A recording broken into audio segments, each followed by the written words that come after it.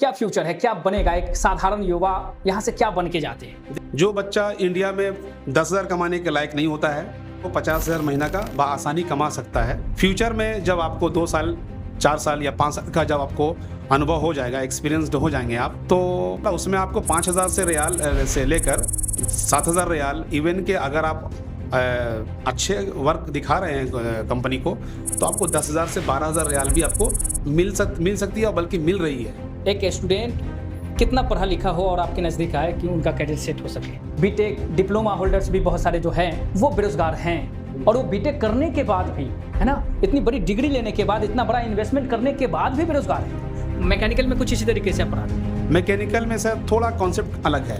अब तक लगातार जो है रील्स से हम लोग समझ रहे हैं कि ऑटोकैड में सिविल क्या होता है या फिर मैकेनिकल कैरियर किस तरीके से होता है।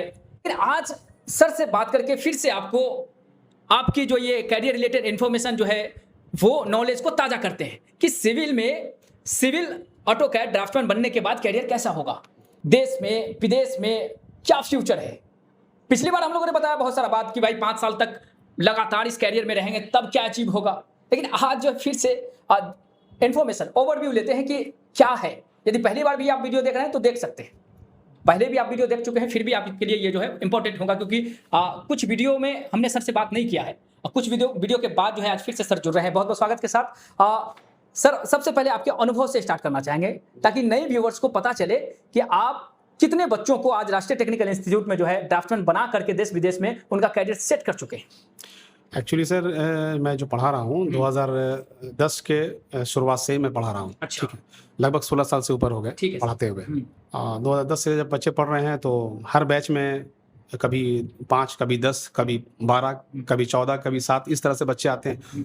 तो उस तरह से आप कैलकुलेट कर सकते हैं कि 16 साल में कितने बच्चे मेरे पास पढ़ चुके होंगे, जिसमें से इंडिया में भी 16 साल में जी, उसके बाद विदेश में भी और देश में भी बच्चे लड़के काम कर रहे हैं।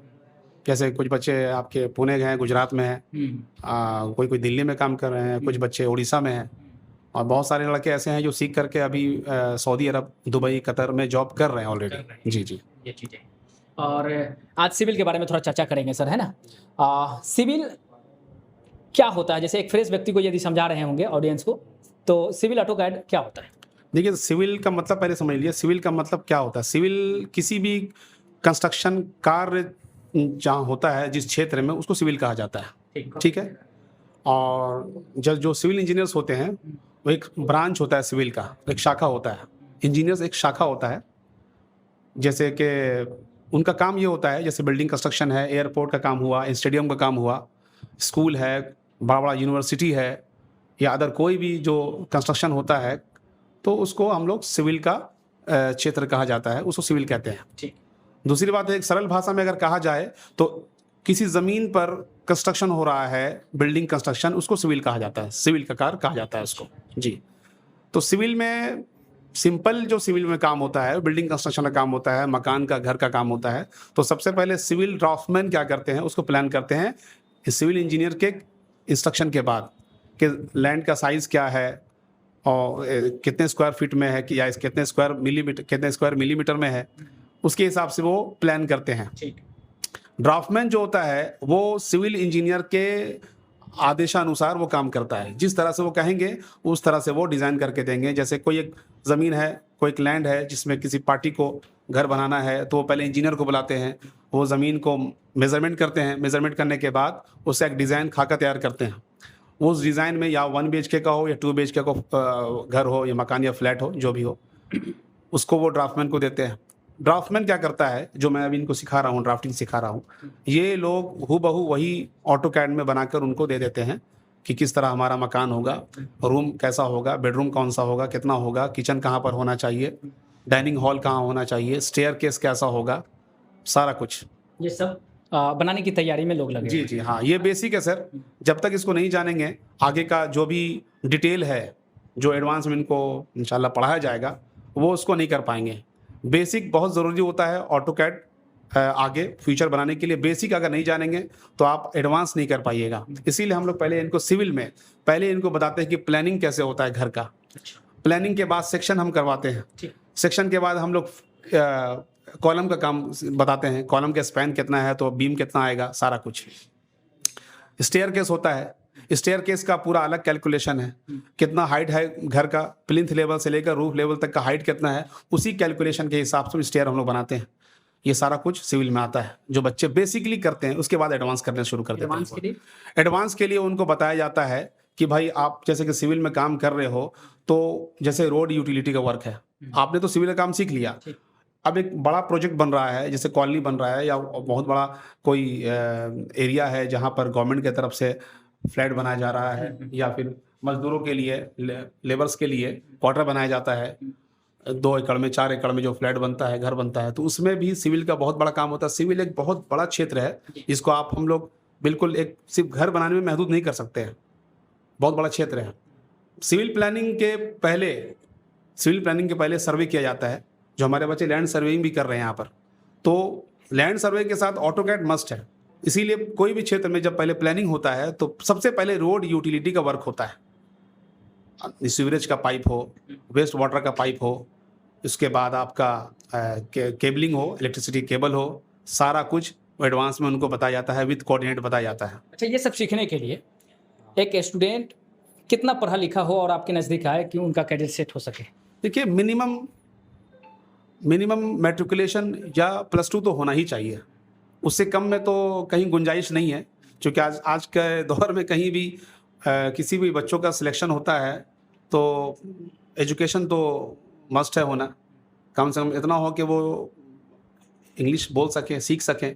ये तो मिनिमम की बात कर रहे हैं, और मिनिमम की बात मुझे लगता है कि मिनिमम तक ही रहे। मैक्सिमम की बात करें, अभी हमारे देश में 12th BA BTech diploma holders भी बहुत सारे जो हैं वो बेरोजगार हैं, और वो बीटेक करने के बाद भी, है ना, इतनी बड़ी डिग्री लेने के बाद, इतना बड़ा इन्वेस्टमेंट करने के बाद भी बेरोजगार है।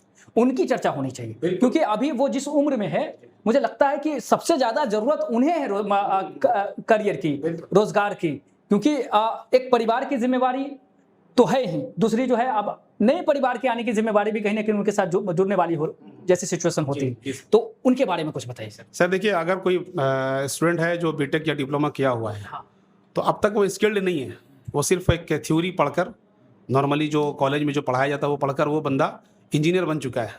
सबसे पहली बात ये है कि वो पहले से तो कुछ पढ़े हुए होते हैं, जैसे डिप्लोमा होल्डर जो बच्चा होता है तो वो तो पहले से कुछ उसको नॉलेज होता है, सिविल का नॉलेज होता है, बस हम उनको पॉलिश करते हैं। पॉलिश करने से ही उनके अंदर स्किल पैदा होता है। स्किल्ड होने के बाद जॉब को पकड़ने के लिए वो सक्षम हो जाते हैं, बिल्कुल, है ना जी, बिल्कुल सक्षम हो जाते हैं।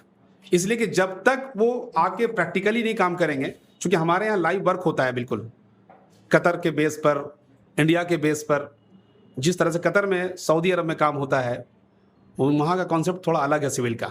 आपके अपने अनुभव में, ये 16 साल के अनुभव में ऐसा भी होगा कि 10th 12th वाले स्किल्ड होकर के जो छात्र गए होंगे, करियर अपना सेट किया होगा, उसमें और डिप्लोमा और बीटेक या ग्रेजुएट स्टूडेंट में करियर सेट करने का कुछ अंतर रहा होगा, कुछ समय का अंतर या फिर कुछ सैलरी का अंतर, क्या ऐसा कुछ अंतर आपने देखा है? बिल्कुल, गल्फ कंट्री में अगर आप जॉब कर रहे हैं तो आपका एजुकेशन को भी देखा जाता है। एजुकेशन बहुत महत्व रखता है आपके फ्यूचर के लिए, और ये सैलरी में भी इफेक्ट होता है। अगर आप डिप्लोमा होल्डर हैं तो सैलरी कुछ और होगा, अगर आप नॉर्मल इंटरमीडिएट हैं और आप उसी वर्क में गए हैं तो सैलरी कुछ और होगा।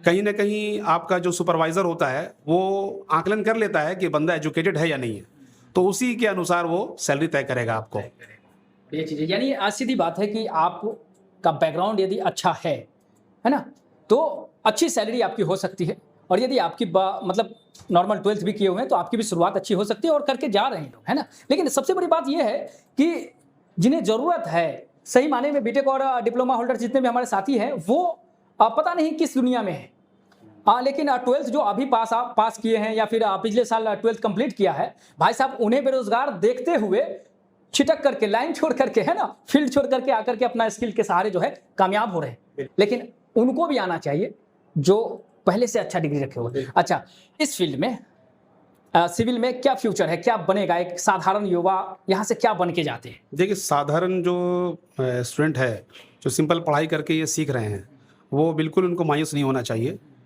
कि अभी वो जो सीख रहे हैं, किसी भी कंपनी में अगर फ्रेशर में जाते हैं तो इंशाल्लाह उनको मिनिमम 1800 रियाल से 2000 रियाल के आसपास उनको मिलेगा, लगभग 45,000 रुपया होता है। ठीक है, जो बच्चा इंडिया में 10,000 कमाने के लायक नहीं होता है, मिडिल ईस्ट में जाके वो 50,000 महीना का बआसानी कमा सकता है। फ्यूचर में जब आपको 2 साल 4 साल या 5 साल का जब आपको अनुभव हो जाएगा, एक्सपीरियंसड हो जाएंगे आप, तो इंशाल्लाह उसमें आपको 5,000 से रियाल से लेकर 7,000 रियाल, इवन के अगर आप अच्छे वर्क दिखा रहे हैं कंपनी को, तो आपको 10,000 से 12,000 रियाल भी आपको मिल सकती है, बल्कि मिल रही है।